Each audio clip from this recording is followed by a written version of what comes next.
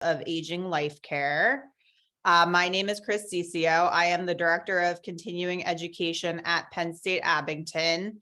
The Continuing Education Department at Penn State Abington provides professional development programs in areas like healthcare, business, and technology. We also offer custom training for organizations, and we also provide youth and community programs. We have partnered with the Aging Life Care Association to provide this webinar series to give attendees a little bit better of an idea of the growing field of aging life care.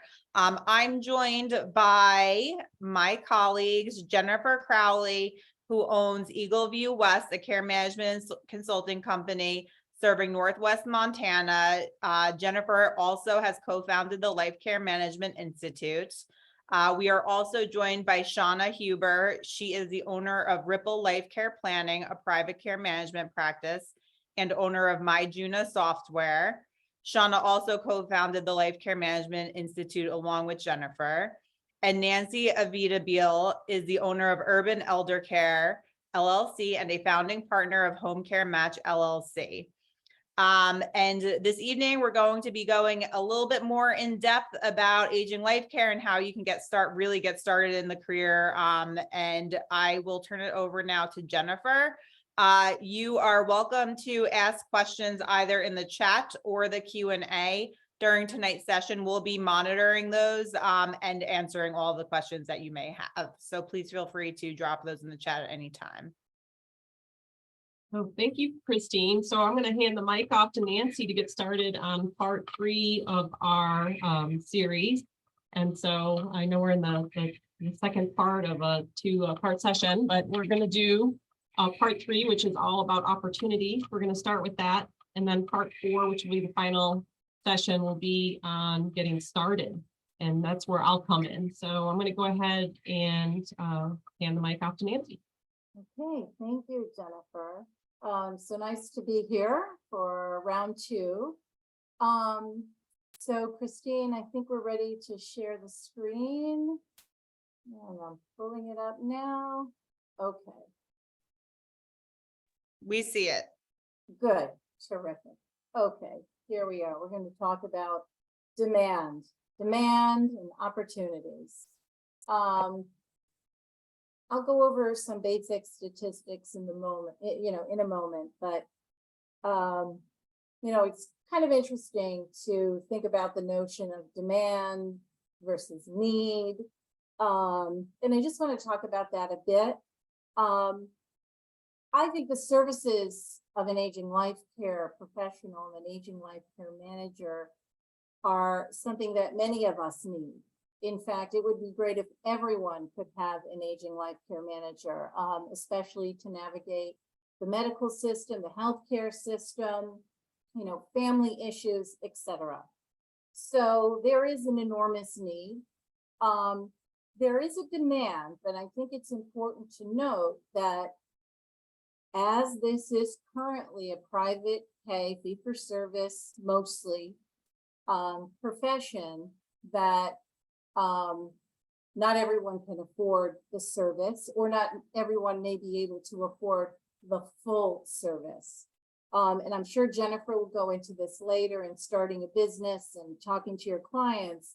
But at Aging Life Care, we encourage families, perhaps they can't have the soup to nuts experience with a private care manager working with them for 16 years on a weekly basis, etc. But even having 1 or 2 meetings of consultation and caregiver coaching can actually go a long way for a family or an older adult. Why are care managers in demand?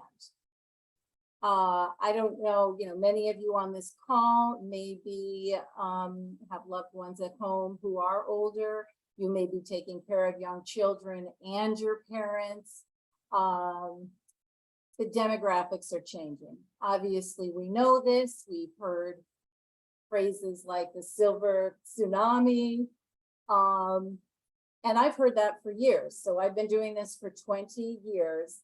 And we're exactly where they predicted we would be in terms of the amount of individuals, customers looking for care managers. So by 2030, 1 in 5 Americans will be 65 years old.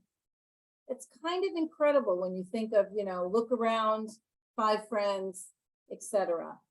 So, and not everyone is going to be in good health. There are going to be individuals who need to navigate that medical system. What are we seeing? We're seeing more assisted living and senior residences being built. Alone in Manhattan, 3 luxury assisted livings have opened in the last year and a half. We're seeing many more geriatric concierge medicine practices pop up seemingly every day. There are more and more people getting into the home care industry. So you can see that the marketplace is following the demographic change. Changing, our healthcare system is changing. Certainly it's probably changed a lot more, unfortunately, due to the pandemic, but due to that need in care that is more holistic, that doesn't, and I'm sorry for the background noises, guys, I'll mute when I'm done. There are sirens and sometimes they come through, unfortunately. Back to the person-centered. So, we're not looking at a situation that's ultimately as fragmented as it used to be. And people want continuity. So we're seeing a lot of that. And, at the time of the Affordable Care Act, we were seeing coordination of care advisors. And some of that was through Medicare. So this is a general shift in the way people are kind of approaching, I guess, their medical care, but in general, their care needs. And then I just referenced this, being pulled in 2 directions, meeting the needs of the family. It's very difficult, even if you're living near your older adult relative, if they have needs and you have young children, it truly is a feeling of a sandwich generation. Both ends of that spectrum are incredibly overwhelming.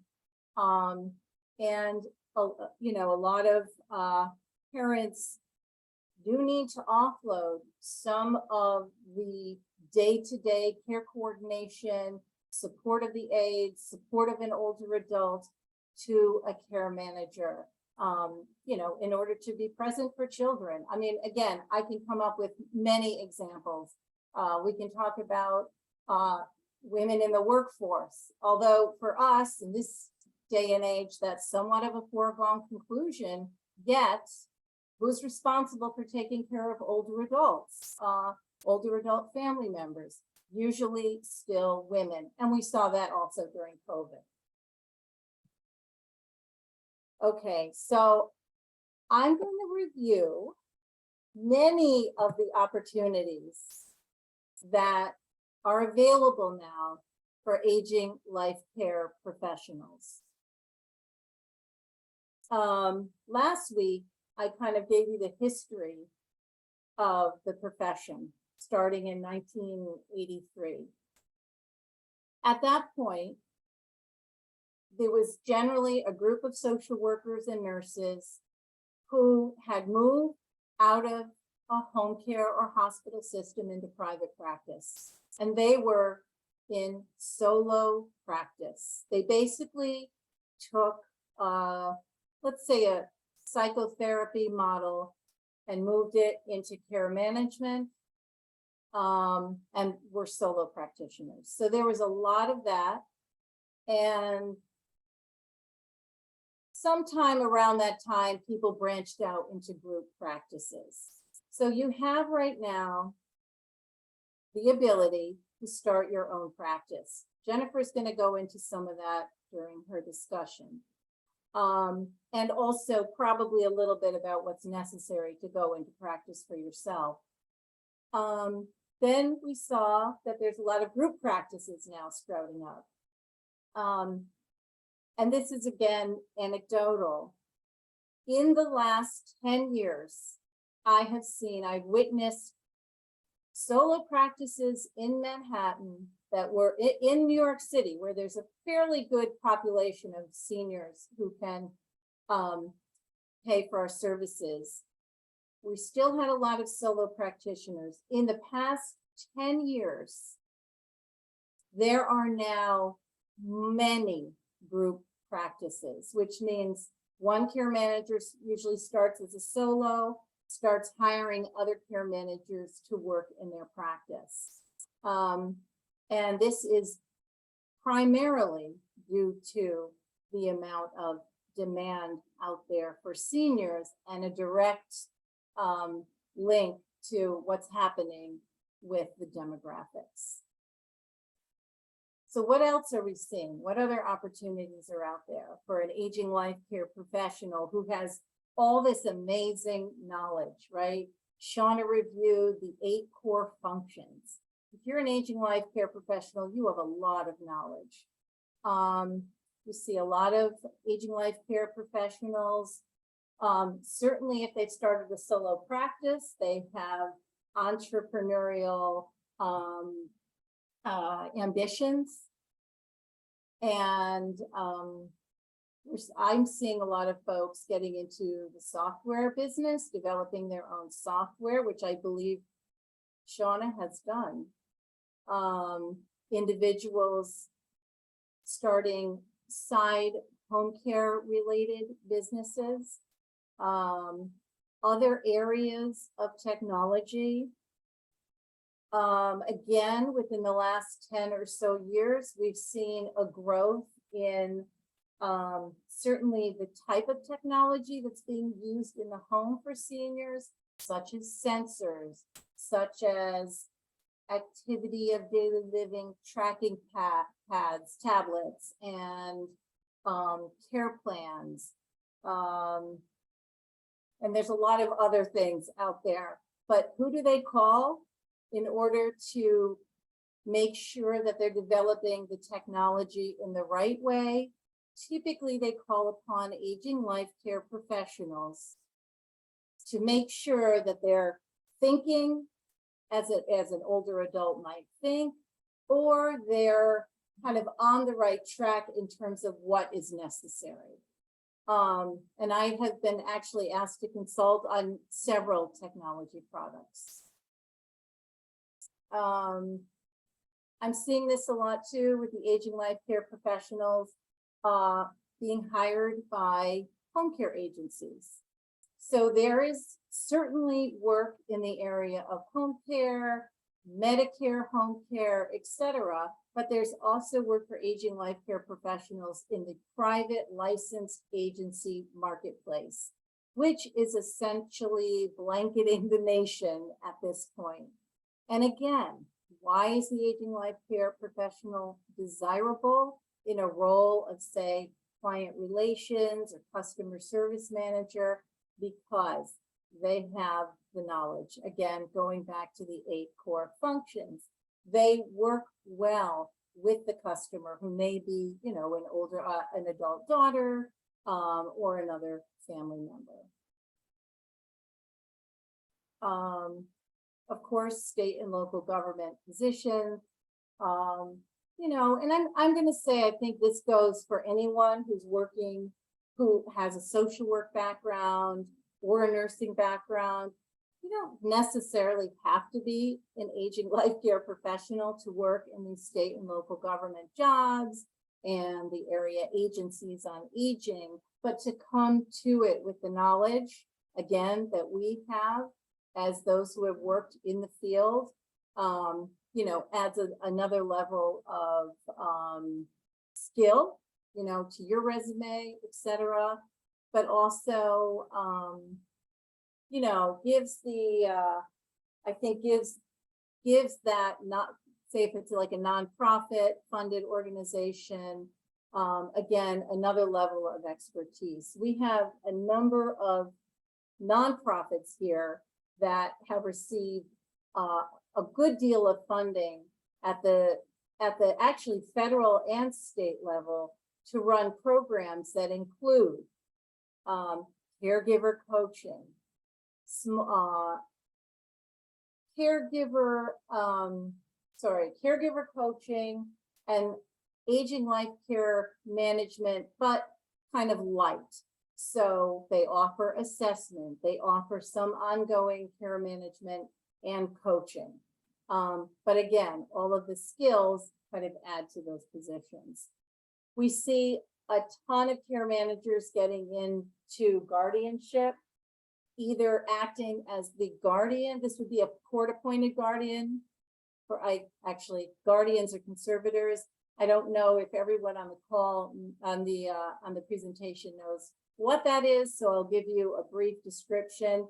Essentially, if someone is in need and doesn't have capacity to understand that they need help, very often someone will petition the court system in the various states, and every state is different, to have an individual assigned by a judge to take care of that person. Those individuals are called conservatives or guardians, sometimes fiduciaries, and it depends on what state you're living in. There are several aging life care managers in our national association who have built really solid practices as guardians and conservators. And these are, extremely, they're very complicated jobs, and you have to have a lot of knowledge and skill, but you also have to manage finances, personal property, the home care, etc. And honestly, I think there's no one better than an aging life care manager to take on that role. You see aging life care managers in end of life care. You're going to also, again, see social workers and nurses. There's a lot of overlap sometimes in what we do here. Certainly as an aging life care professional, you can actually start as a solo practice or add as part of a group practice, special palliative care or end of life support to what you do.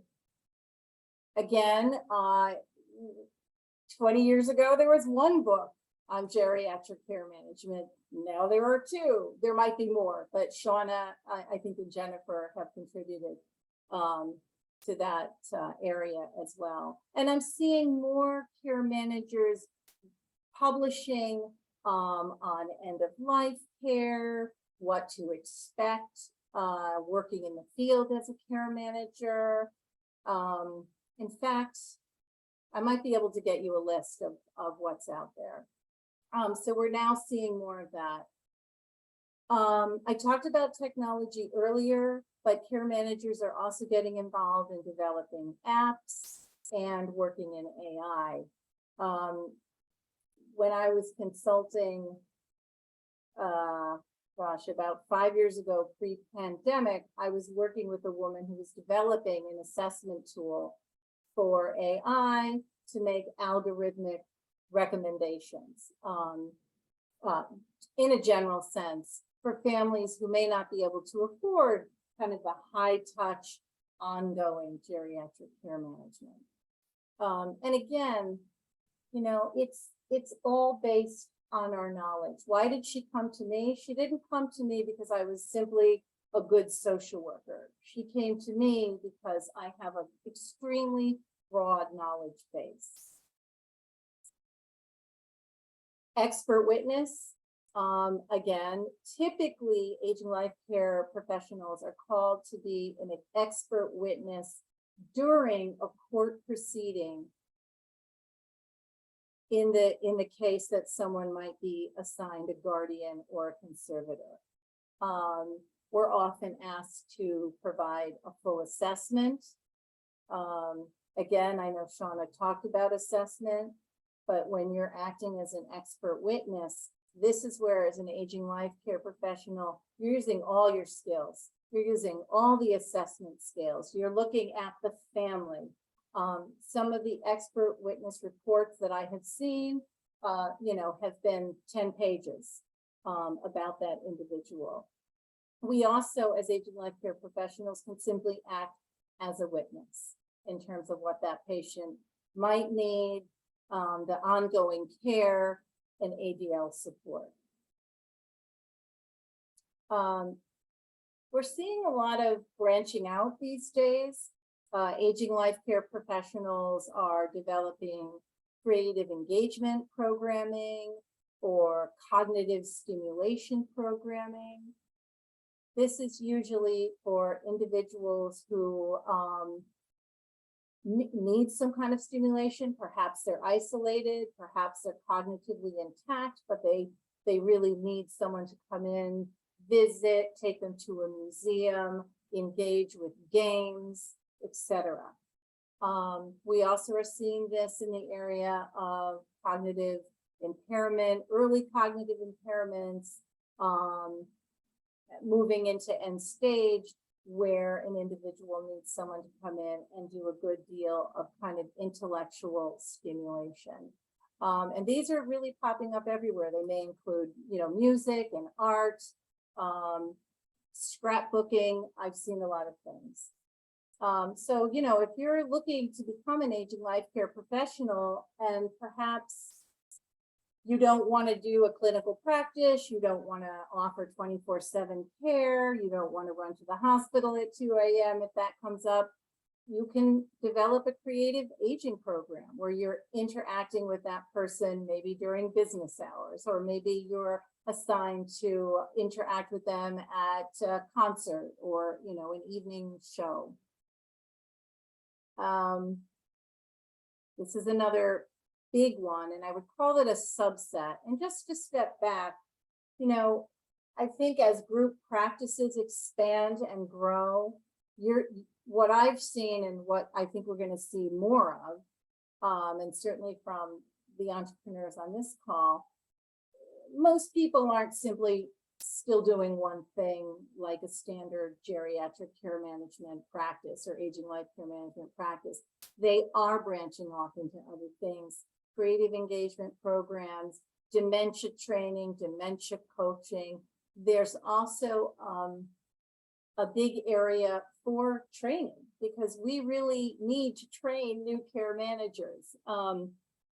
At this point, I would say we do not have enough, and I guess this is somewhat good news for the people on this call. There are certainly not enough trained aging life care professionals at this time to meet the demand that is coming. Higher education instructor, a lot of care managers are working in certificate programs, and of course, general consultation. And the consultation, you could be called in to advise a wealth management company on what to look for in terms of signs of a client becoming more cognitively impaired. Again, the range is very, very broad. But I can tell you this, and this is a lot of different job opportunities that I've reviewed here. At this point, there is a lot of room for new professionals in this field. And, I'm going to conclude by saying, I think the most important thing is for anyone entering this field, even if you're a social worker and you've been in home care, or, maybe you've been a psychotherapist, or, you're new in the field in the helping professions, is to get the appropriate training. Shauna went over those 8 core functions, and there's just so much to know, and we're learning all the time. Even I'm learning. In 20 years, there's always a diagnosis I haven't seen, or a different constellation of family issues that I haven't encountered. So the most important thing is to get that foundation solidified before you get out there and put out your shingle. And I think that is the end of my slides. And I'm going to turn this over to Jennifer, and I'll stay here for any questions at the end.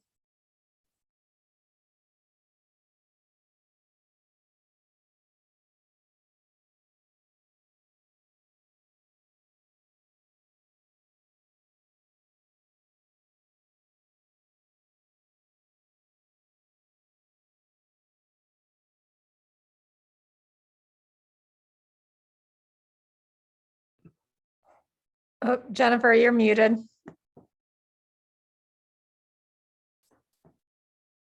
Thank you, Shauna. Yep, Okay. yep. And thank you, Nancy. That was great. The opportunities are pretty plentiful, and we're pretty excited about, what we're seeing aging life care professionals be able to do. And, it's interesting because just the three of us, being from across the nation, me in Montana and Shauna in Ohio and you in New York, especially you, right, in New York, compare it to my practice in Montana.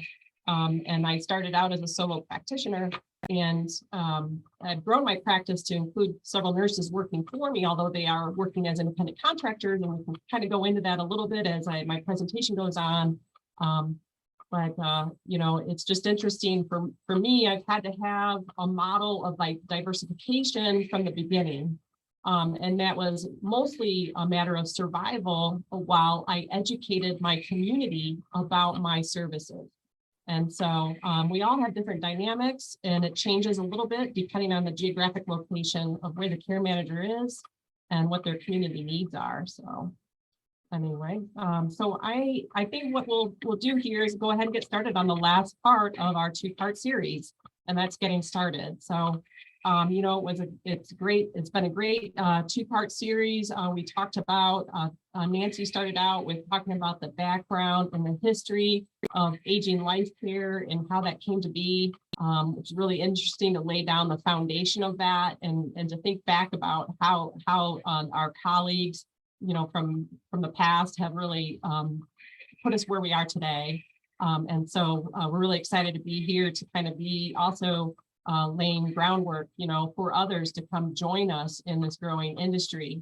And we had Shauna discuss the core competencies and the domains of areas of knowledge and expertise that's expected or would be expected of the aging life care professional. And that was pretty intense, right? And that's why this job is so important, and why we do earn a decent living wage doing it, because we have such tremendous amount of expertise to offer, and we impact almost every aspect of someone's livelihood and well-being. And then we also learned about the method for a consistent approach for actually performing your work and offering that tremendous value to your clients.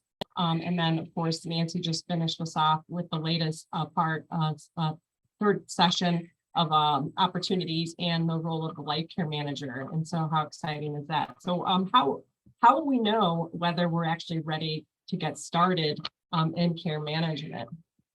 So we first want to determine if we are a good fit. And so, it does help to have a healthcare background or some background, at least in caring or being around others with health conditions. I mean, let's face it, most of us aging life care professionals are not getting referrals based on just somebody that, wants to take better care of themselves, although we always hope for that. We are usually getting a referral based on someone with a health condition that is either new or something that's been aggravated, or an exacerbation of a health condition, or an injury that's occurred, or something that's disrupted their livelihood and impacts their current health condition, which was managed okay, but now has become maybe more troubling or challenging for the individual and their family. It is really important to know that we are often walking alongside people with complex health conditions and sometimes catastrophic injuries, such as spinal cord injury. We have also Parkinson's, dementia is very complex. There's just, I don't want to spend time going into all the myriad of health conditions that we encounter. We don't need to be experts in all of it. We just need to be knowledgeable. It would probably be helpful when you're walking alongside someone through that journey to be able to have a little bit of understanding of the physiological background of the condition, or at least know what to expect. Now, don't let this discourage you, because just because you don't have that doesn't mean you can't learn it. We teach a lot about at the Institute with the normal aging related changes and what to expect, so that we can kind of have a foundation to start with to know, okay, this is just normal aging, and we really need to educate our client about that, or the top 10 chronic health conditions, for example. We also know that if you're a good fit, it means that you probably enjoy helping others, and that you're open to learning, and you're also compassionate. So, what does it mean to be compassionate? It's really, Webster's dictionary says it's basically a sympathetic consciousness of others' distress. And it's together with the desire to alleviate that stress in that person's life. And so, if you're squeamish of helping others, if it turns you off to walk alongside someone or listen to someone as they go through a certain state of despair potentially, or going through significant challenges, there's impacting their physical and mental well-being, then, kind of step back and wonder if you're ready for this role. But again, we can learn these things, and we'll go on to talk about emotional intelligence a little bit. We can develop these things as we grow as a person and a professional. But absolutely, aging life care professionals are very organized. They're often multitasking. They're at least collecting a lot of data, and they're doing it in a way that it's like, okay, here's someone's life, and we're collecting all this data, and we have to do something with that, right? And so it's not only like a multitasker of knowing when to schedule things and how to set your day and prioritize your client needs and such, but it's also about the specific client, being able to take their information and put it together in a sensible kind of mode for you to operate off of. So also a very collaborative role model of how we do our work. Hands down, we're always working with a multidisciplinary kind of approach to care, knowing that we often, we can't be the everything for everyone, and nor do we want to put that on ourselves as a burden. We have to rely on the people around us, the professionals that can help us assist our clients, and then of course add more value to that. And these would be like collaborating with the medical providers, collaborating with the physical therapists, collaborating with the pharmacist. How about collaborating with other care managers or aging life care professionals? So we're really working together as a team oftentimes, but what's great about it is you do have a lot of autonomy, meaning that you can work solo on your own, you can drive your own appointments, you can schedule your own day and have a lot of flexibility. Those are a lot of the benefits that we like about being an aging life care professional, but it takes, again, being very organized, and then, just having the educational foundation also to feel confident in what you do, but remembering that you're not alone in that role, even if you are a solo practitioner. So we also, let me go back. We also want to know if we are able to be a good educator. So if you're also, feel like you're not able to really, you don't feel comfortable with individuals and families and stakeholders, then, it's okay. It's just one of those things that we would work on, right? It's a goal for, hey, I don't feel really comfortable taking this information and being it, and I don't feel confident with how I'm projecting this information to them that they're getting it. Chances are you're putting a lot of layers of questions there that don't need to be there, and we can develop these skills over time, and the courses that you take and the classes that you participate in could be chosen to align with where maybe your weaknesses are and things that you do need to develop to do this role. And so I guess what it comes down to is I'm saying, we're all not perfect. We're all not experts at every topic that we're helping our clients through.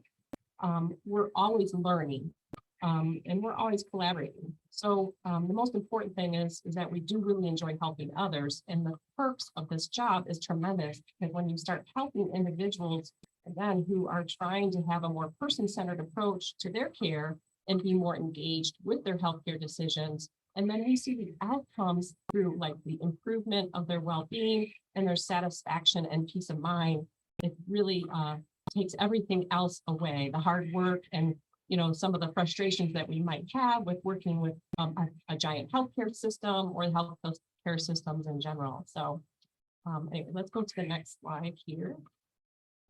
So aging life care managers help provide stability and peace of mind through detailed planning and coordination of care. There really is a lot of planning that we do, and that is, again, taking that information from the client and being able to develop a care plan or based on the goals. What does the individual and their family need at this time, and what type of coordination do they need? So this is a lot of times where you may not have a tremendous healthcare background or the knowledge of all these healthcare or body's health systems, but you may be someone like a social worker who is excellent at understanding your resources and knowing the coordination of care. And so there's differences in what strengths we all have, but again, just being able to recognize those as the emotional intelligence that you'll need that we'll talk about here shortly. Most importantly, we're helping individuals, families, and professionals design a roadmap for the future. And we're helping maintain optimal wellness regardless of age, health condition, or disability. And so, we recognize that aging life care is dedicated to the care of older adults, but we also understand there's a tremendous need for aging life care professionals, life care managers in general, to be involved with those of a younger age who are going through disability or have suffered a consequence of some type of injury, such as disability or a complex chronic health condition. So sometimes we may be working with the younger adult. I know for me right now, I have several clients in their 30s.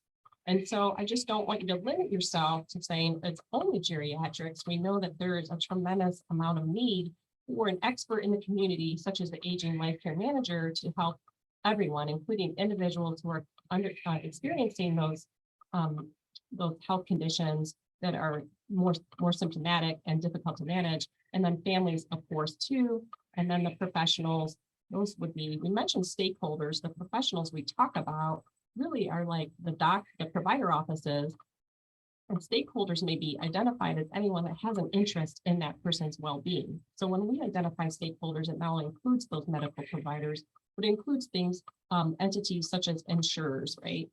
Financial advisors and attorneys.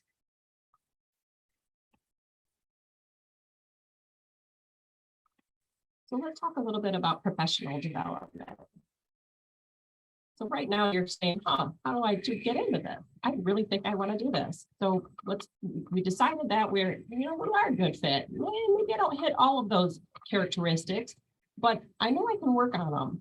And so what do I do next? So we're going to decide where to obtain training. So there's a number of places where you can get training to become an aging life care professional or a care manager in general. And then align with your support organizations. Very important to recognize that you're not alone in this.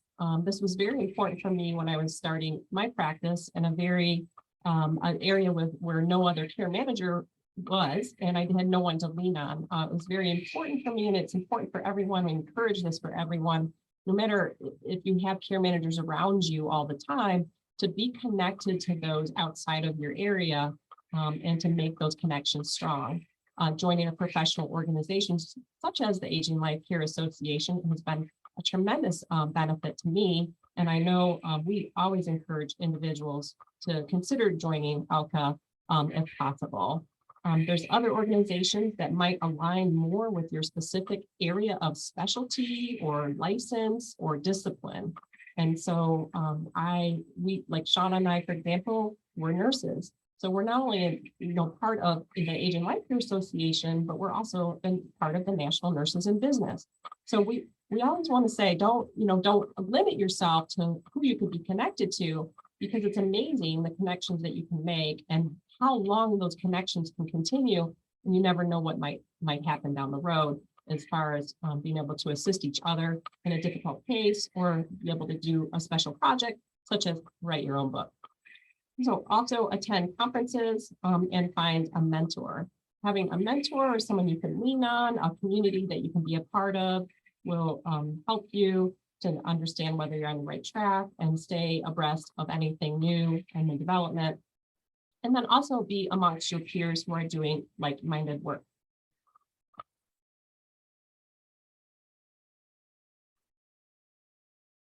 So we can't talk about getting started without actually talking about a business plan. I know this might turn off a lot of people who are in the health services, the human sciences kind of industry, the aging life care industry. It might be like a business plan. I actually went to nursing school. I didn't learn anything about business. So for me, I relied on resources in my community, such as the Chamber of Commerce, and the Small Business Association resources in my local area, plus the national resources that are available online. So the United States small business association has business plans that you can use to run your business. And so I would check that out, of course. There's a lot of resources out there for the business. I know we created an entire course on just the business because we know that those that are choosing to go into care management definitely need guidance in the how to get started and everything needed to do to implement that practice. And so being mindful here, just in a summary, in case you're not familiar with a business plan would be similar to any other business, even outside of the aging life care industry. What is defined in a business plan is what will set you aside from other businesses, such that are retail businesses, for example. So what is defined in the business plan is the description of the business, the mission statement or the executive summary that includes a mission statement and what the leadership is like or who will be leading this organization. What are the roles that you'll have? You can do this even as a solo practitioner, and we would recommend it. We also include a market analysis of research you've done to determine whether or not that business would be sustainable, or at least there's a need for those services. And of course, we're saying there absolutely is a need for care management services in your area. We'd also be looking at funding and the projections for growth in that business plan. So don't forget, when you are considering starting a practice, whether it be solo practice or a group practice, that a business plan is essential to get started for the success of your business.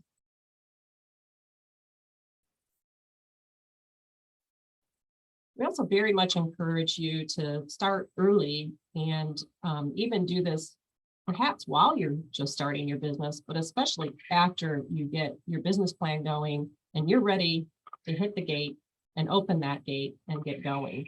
We want you to expand your network. Think of your network as like a web. And so your network is a group of people in your community and professionals that might need to rely upon your services, or you also might need to rely upon theirs. Remember, going back to the good fit list was the collaborative, right? And we mentioned the multidisciplinary approach. So we collaborate for care to make sure that our clients' needs are met. So for example, I identify with one client who calls me in to help with hospitalization. They're recently home, but yet things are a little bit jumbled up. There's a lot of symptoms still going on. There's new medications. There's a new use of a mobility equipment. And guess what? In my assessment, I find that they do not have their legal documents done. So I go to the attorneys I know in my area who could help complete the legal documents that they need to protect their assets and also to protect their decision-making capacity and respect their wishes in the event that they have a sudden shift in what happens. So anyway, that's just a little example of how we work together. There's many more, but just for the sake of time, we'll just kind of go through some of this network. And so again, thinking of network as a web, we're all aging. So aging life care has the potential, like Nancy said, to be very diversified and work in many areas. And I mentioned we can even work with the younger clients, but a lot of our clients are older, right? But we know that all of us are aging. So all of these individuals in our community have the possibility of knowing someone or being that someone who needs our expertise and our guidance. We also know that these are a lot of individuals, like I mentioned, that can assist us, right? Or they give us the referrals.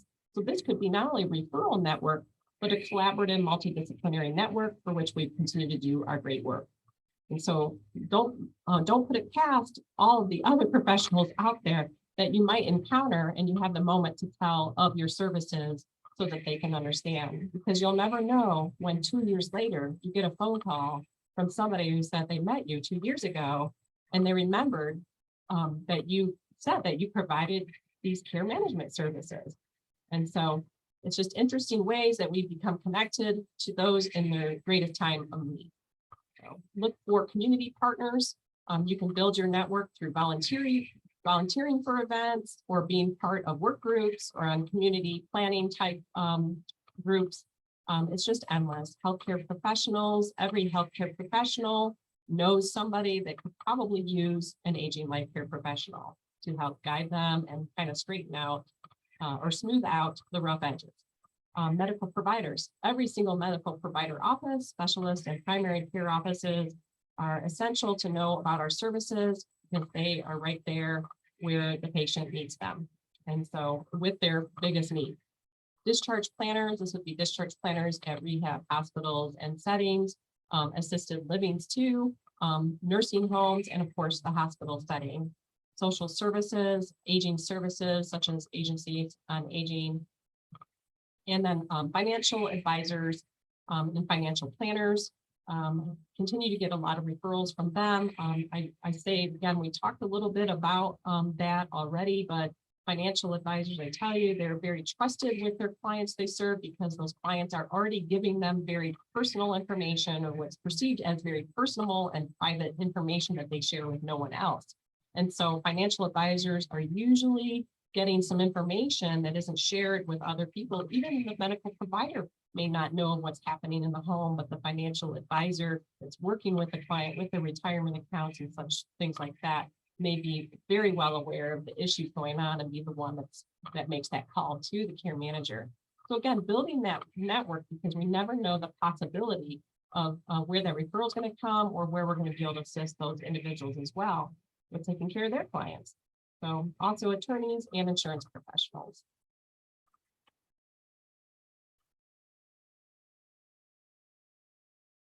So what's next then after knowing that we've got our business plan, we know we're a good fit. We started networking, we started talking to everyone in our community, and networking could be through like Chamber of Commerce events or other kind of like business group events. There's all kinds happening in most communities. And so then we're going to do what? We've got our business plan. We're going to make sure we have the tools in place before we get out the gate. This is very highly recommended to make sure that you have the appropriate documents ready to go and that your business is solid. But knowing also that we learn from every client that we have, right? And we can learn from each other. So the important tools that we have in place are tools to address a consistent approach, which would be the methodology. Again, having a consistent approach is not only a defendable practice, but it's one that helps you hone in on the skills required to take in the numerous data that we're often collecting when working with clients. It helps us streamline and be more efficient, and it also lets us have a sound way of collecting that information and then being able to decipher it later towards creating a care plan. So the methodology we had mentioned, Shauna had mentioned, was the learn, create, manage, where we learn about the patient, we create the care plan, and we manage the case. And so that is a consistent methodology that we use. But the other methodology that we use is consistent forms. And forms could be anything from the comprehensive assessment. So the comprehensive assessment is an assessment tool you use to help trigger the conversation or help guide the conversation when you're first learning about the client that you're serving. The other forms included would be things like quality assurance and a survey to collect information afterwards. And then of course, let's start with the service agreement. I probably should have started with that. So the service agreement is really important. It identifies the service that you're providing, and it has the client sign it as acknowledging the service you're providing. And of course, you would be explaining your fee schedule at that point. Now we told Nancy went over kind of the typical revenue of a care manager, and the typical revenue of a care manager is somewhere in the ballpark of 150 to 300 an hour. And so that is typically a fee schedule that you can have written out, and you make sure you disclose that to the client when you're first working with them. And chances are they're going to ask how much you charge before they actually move into a hiring stage with you. But you need to be clear on your hourly rate and make sure it's competitive, and you're not devaluing the rate at which you deserve to get paid for your expertise that is extremely valuable. I do want to say I have seen lower rates of hourly compensation or fee schedules in the area where I practice, which is oftentimes more rural. So we'll see hourly rates shifting below 100 and sometimes at about a 125 to 150 an hour. And we didn't come, I'm not talking on this part here, this series, on the revenue, but it goes with the service agreement. So when you have a service agreement, it establishes all of those expectations out the gate, and it also holds you accountable as well as your client accountable, making sure you got paid. Your service agreement can indicate how often you bill for services and any other extra fees that you might charge, such as for evenings, holidays, or weekends. So some of the other forms would include, just the release of information. And so the release of information is allows us to help coordinate care and discuss someone's protected health information, right? And so the other one would be the care plan is another form that we use. And we like to use templates for a care plan, which helps us to, again, be more efficient. And so the care plan is what identifies the goal or what we want to achieve and the action items we need to take to get to achieving that goal and realizing our outcomes. And so the care plan is one of the forms that we would recommend that you have to be able to utilize to help keep you on track for the ongoing management of the case and being able to evaluate whether your efforts are truly having an impact. So we also mentioned a little bit about differences in practices, such as the solo practitioner. That's where there's just one person, not necessarily a team on staff. And then we have the solo practitioner with independent contractors. And we also have the group practices. And so if you are working with an independent contractor or somebody that you're bringing in just to help relieve maybe your care manager that you need, maybe your caseload increased quite a bit. This again is be a way that you internally build your network, is having care managers available to help you with your work, because we know that there's an increased demand and there's a likely chance that you're going to be very busy and you will need to hire someone, and maybe you won't be ready to hire an employee, but you might be able to hire somebody under a short-term contract. So some of those forms might include a subcontractor agreement. You also might want to have a facility placement agreement. Anyway, at the end of this, feel free to ask questions because I can give you more information about where to find different forms, templates, and things to help you get going so that you do not have to reinvent the wheel.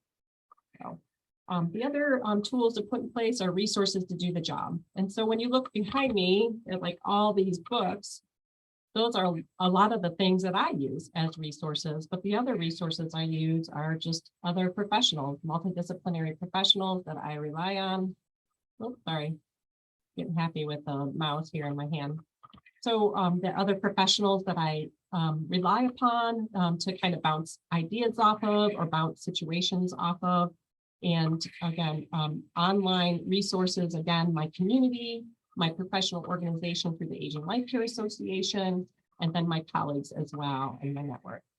So, and then again, who is the team that you're going to have? This again will be defined. It'd be a little bit redundant because we talked about doing this in the business plan, but again, the team can be part of the tools that you need to do your work.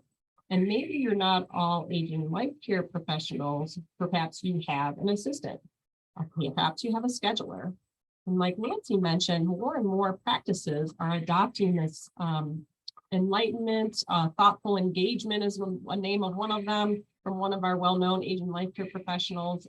They're doing special services to really improve or target the quality of life and the experiences of the clients they serve.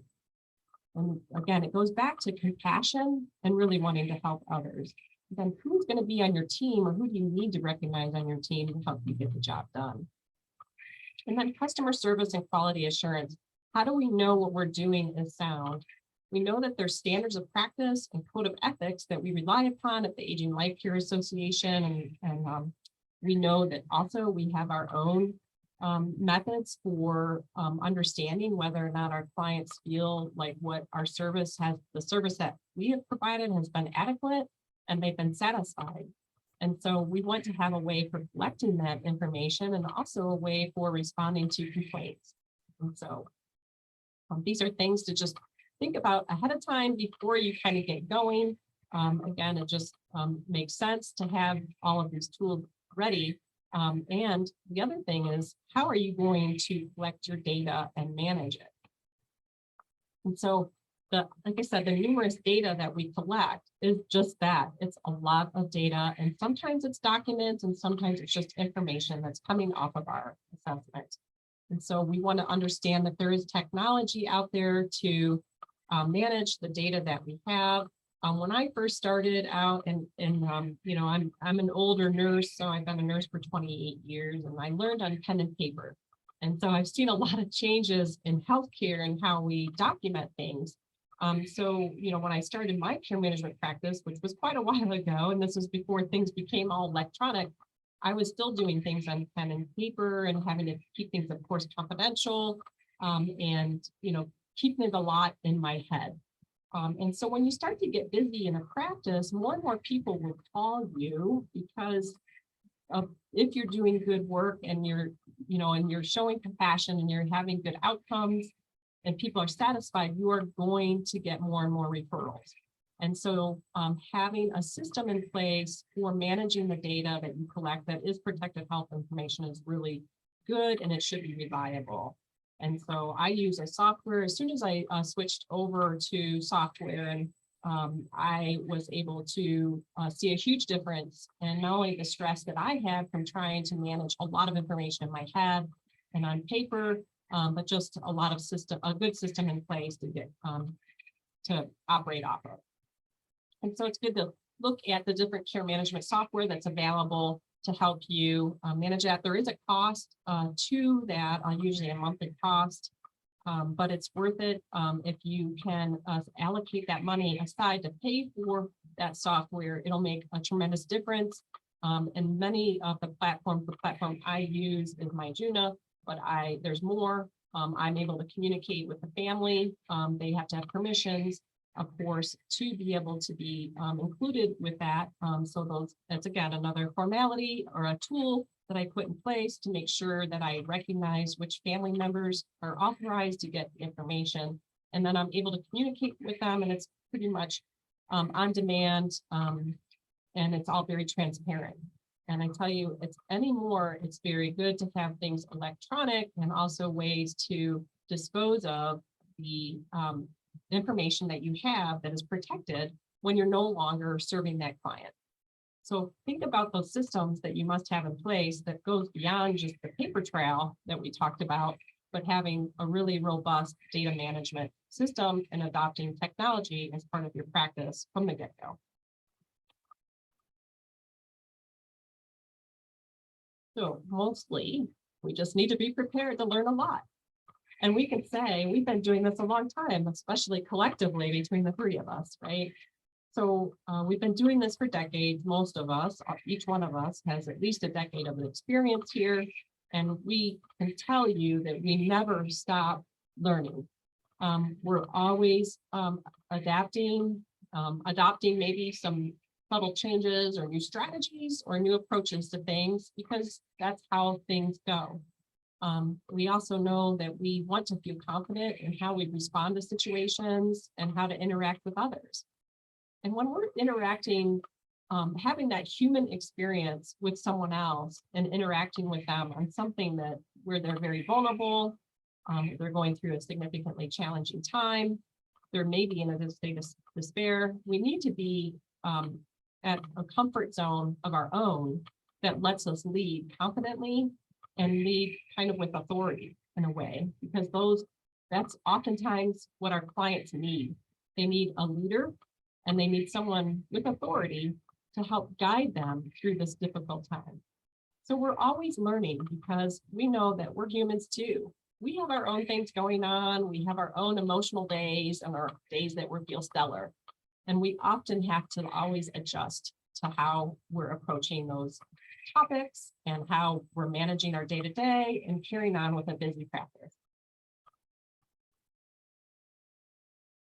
So professional development really starts within. We talked about courses you could go to, and we didn't really talk a whole lot about the specific courses that are available to you. What we want to encourage you is that professional development really, in this type of job, where you're helping, you need to have so much compassion and understanding and allow grace as well.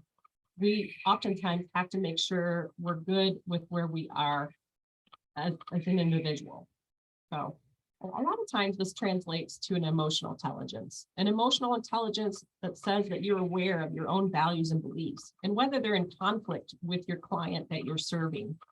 We also want to know that we want to develop a caring attitude, right? That compassion again. And how do we do that when maybe we're frustrated by hearing other people complain, or we're maybe a little bit tired of healthcare, and we don't really want to hear about health condition, right?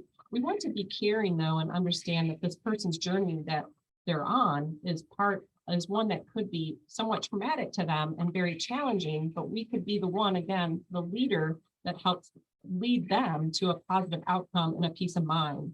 And that is a payout that has no price associated with it. It's priceless what we can do to help others. But again, it's very driven by an emotional intelligence that we all need to create. And that is creating opportunities for growth and having empathy. So when we create opportunities for growth, that says to us, I'm willing to work on myself so that I can represent myself better as a leader, as an aging life care professional when I'm assisting all these individuals that are really having a difficult time. So it's really about just understanding whether or not you can cope and adjust and have the right attitude, knowing that sometimes we just need to reset. We also want to take care of ourselves and make sure that we have our own way to mitigate stress and be strong and resilient. The more we can represent as healthy and strong and knock down the fear and the barriers that often keep people from engaging in their own healthcare, the more likely our clients are going to respond to what we have to say, and we're going to have better outcomes by the efforts that we put into working with them.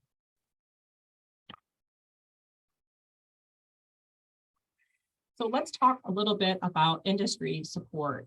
So we know that we have a tremendous amount of support through the Aging Life Care Association, we know that the support that we're talking about for the aging life care industry translate to having peers, mentors, training, development, standards, and resources. So we like to identify Aging Life Care Association as a professional organization, whereas the institute that I started with Shauna is more of a support organization. We all offer training and development and resources to help the care managers do their job and also to take care of themselves. And don't forget, we talked about being connected to professional organizations is really instrumental in making sure that you stay connected to your peers and you understand what's happening across the nation so that you can bring those home to your respective community and feel confident in what you're doing is meeting industry standards and also trying to achieve beyond industry standards to an excellent approach. We can all be an expert in our community. In fact, we could be in very high demand as an expert and leader in our community as an aging life care professional. We're going to talk a little bit about the Aging Life Care Association here because we want to definitely give a shout out to them. They are the ones that collaborated with Penn State to make this series happen. And so the Aging Life Care Association is an association for both established care managers as well as those just beginning their career. There's educational opportunities and business development resources tailored to meet the needs of aging life care professionals. There's instant access to peers and networking channels. ELCA does provide a solid foundation to build a rewarding career. So here's some information if you want to jot down. If you'd like to talk with an experienced aging life care professional, please contact ALCA at area code 520-881-8008, or you can email info@aginglifecare.org. You can also go to their website at aginglifecare.org. So I know the Aging Life Care Association for me has made a tremendous difference. I mentioned it before. I've gotten a number of referrals because I'm on the listserv as one of the professional members on there. You just never know where your referrals are going to come from and what state they're going to originate from. So not only does it have tremendous resources, but it has a good place for care managers that are already in practice to be listed so that they can be found when people are searching for professionals to help them. And these would be individuals, families, or stakeholders. There's different levels of the membership with, let me go back up, sorry. There's different levels of the membership at the Aging Life Care Association, and that would be the advanced professional and the professional membership. Both require a degree and some minimum experience and certification for advanced professional, and then working towards certification for professional membership. There's also a little bit lower level memberships that are the associate membership and the student membership. And so the associate member is typically those that have a degree and are working to complete minimum experience requirements. The student member is usually enrolled in a school and working on minimum education requirements as well. So you can check that out at aginglifecare.org to learn more specifically about those membership roles.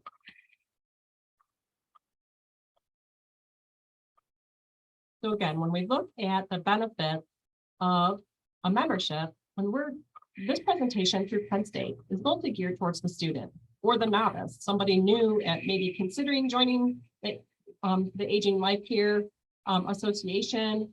They're considering maybe becoming an Aging Life Care professional, and they want to know more about it. So we're going to focus a little bit more on the student membership right now, and just to explain what's in it for you. And mostly it's networking. And we talked about that. Building your network doesn't have to be just local within your community, although that is essential for you where you're going to work. It absolutely is essential for you to network in your community. But networking also translates to across the board, across the nation, to those members that are like-minded, that are trying to do the same type of work and maybe are in the same similar situation as you.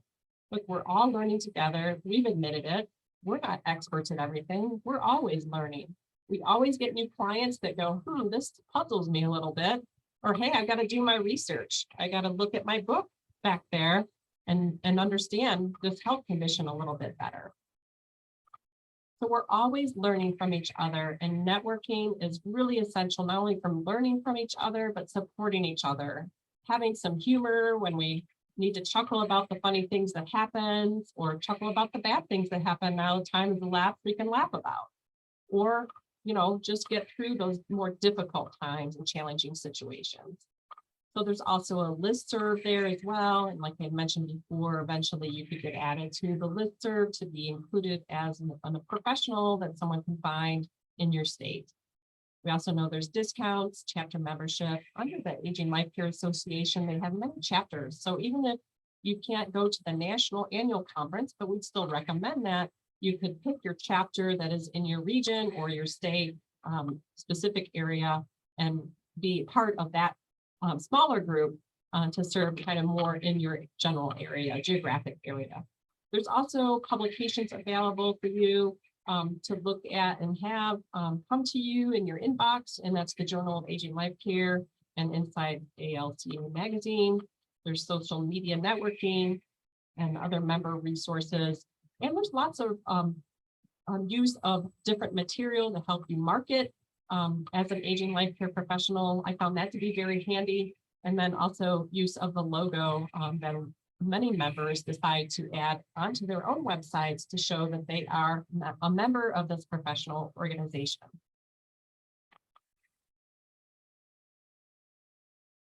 So I think that was a lot of information on starting a business. But I feel like I could talk forever on starting a business because there's really so much more to it, starting the Aging Life Care business. But let's go ahead and just zone in on what our participants are asking. Jennifer, I added a question in about the student membership. Is that available to both both undergraduate and graduate students? And is it also available to people that are pursuing non-credit certificates? That I can't answer with certainty on the student membership. Maybe one of you guys, maybe Shauna or someone can look that up while we're doing that. Sorry, so the student membership, I know they typically have to be enrolled in a. Matriculated, yes. Okay. Okay, thank you. And if anybody has additional questions, you can either put it into the chat or into the Q&A, and we are monitoring that.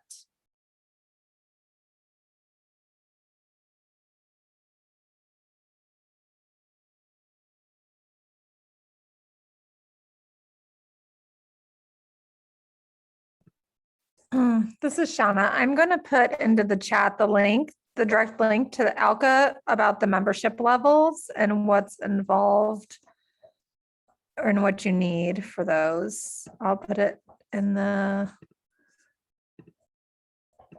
chat box. And then I just pulled up the last slide off the question slide, and it has all the information there as well for contacting the Asian Life Care Association. I think it'd be really helpful just, to pop over to asianlifecare.org to have a wealth of information on there for you. And I haven't seen any other questions come in, but one thing I will share with the participants is that we will also send out part 1 of the series. So if you happen to miss that, you'll be able to view that on your own time as well, so that you have both parts of the series. And since I don't see any other questions, I'll just take this time to thank our presenters, Jennifer, Shauna, and Nancy, for joining us tonight and last week to provide this series in collaboration with Penn State. We really appreciate your time sharing this information and getting it out to a wider audience and into our communities. All right. Thank you. Thank you for having us. Thank you. Yeah, Take care, everybody. thank Take you. care.